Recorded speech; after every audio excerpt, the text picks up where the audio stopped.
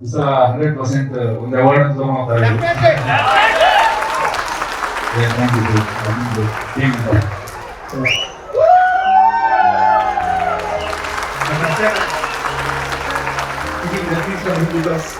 ನಮ್ದು ಏನೇ ಕರಿಯರ್ ಇದ್ರು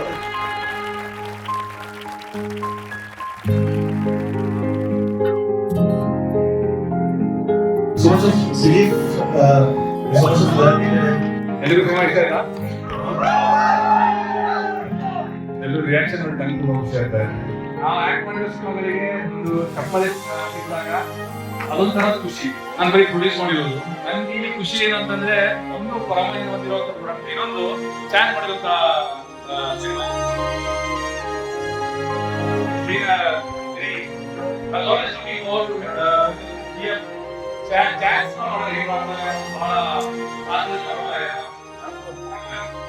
ಮಾಡಿದ್ದಾರೆ.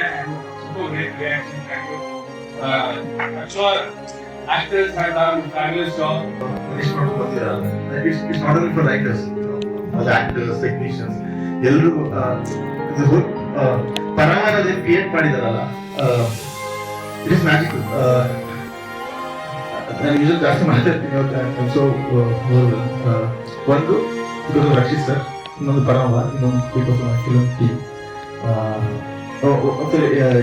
ಒಂದ್ಸರಿ ಮಾತಾಡಿ ರಾಮನ್ ನಾನು ಇಂಟ್ರೊಡ್ಯೂಸ್ ಮಾಡ್ತೀನಿ.